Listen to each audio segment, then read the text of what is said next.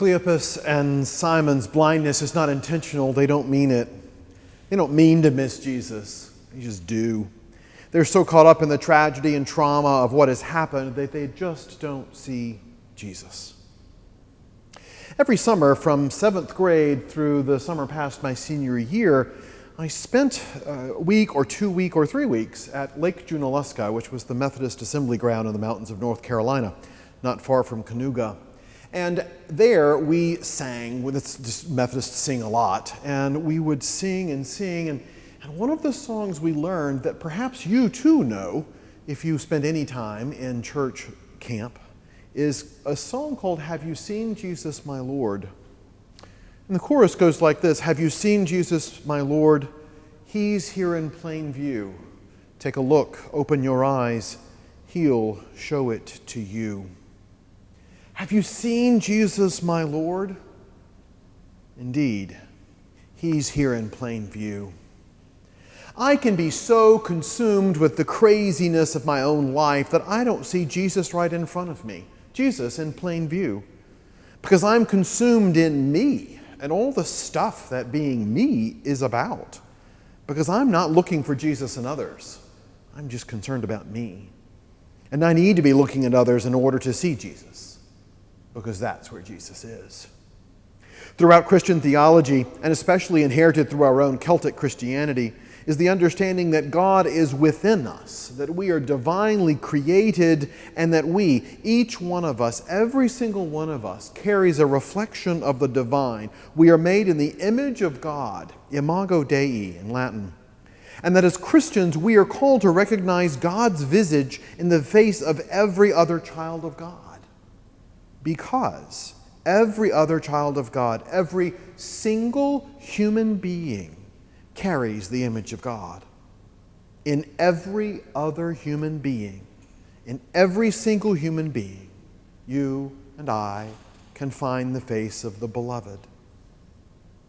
At Bethesda, we pray every single Sunday when we're actually bodily present. You may remember this prayer. We pray a prayer that asks God to enable us to see the face of the beloved in each child of God. For often goes the Christ in the stranger's guise. You may remember the words. Do you remember that? It's our Bethesda's collect for welcome. We literally, every Sunday, ask God to help us see Jesus in everybody. That's the point. We're asking God to open our eyes to see Jesus, who is here in plain view, just as Cleopas and Simon were finally able to see Jesus in their very midst, right there, doing the thing that they knew Jesus did, broke bread, the last corporate act that they were a part of with Jesus. But you and I are consumed by our own realities, our own fears, our own insecurities, our own anxieties, everything that eats up our heart every day. Like Cleopas and Simon, consumed in the grief that was the loss of their beloved Jesus, the public spectacle that was his sham trial and execution, and now the story that some of their group say he isn't where they left him, that there are reports of the resurrection, but they haven't seen him, and it's just all too much. It's just too much. It's just too much, especially lately. Do you feel, like I do, that it's all too much? And that everything is spinning out of control and we're going crazy and we're cooped up at home and we just want out and we just want to be healthy and we just want to, you fill in the blank. Do you feel, as the poet Wordsworth penned even in 1807, that the world is too much with us late and soon? And do you realize that when it is safe to venture out again in groups, to return to whatever it is we wish to be doing, to whatever the new normal will look like, that you and I will probably quickly get right back to being wrapped up in everything that we get wrapped up in? Because that's life, isn't it? Isn't our life this consuming reality? And we walk toward Emmaus every single day, you and I. And every single day, Jesus walks right beside us And sometimes we talk to Jesus and frustrated that he doesn't know the news of the day, and how could he? How could he know what was going on in my life? Anxious.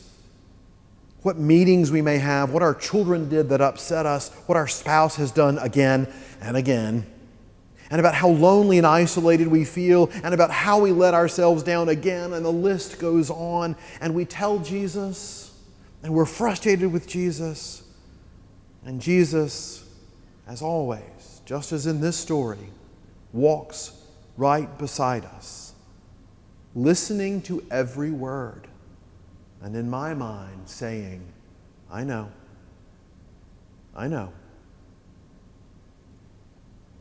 In the rehearsal of the strange and stress of every day, we miss that Jesus is walking alongside us.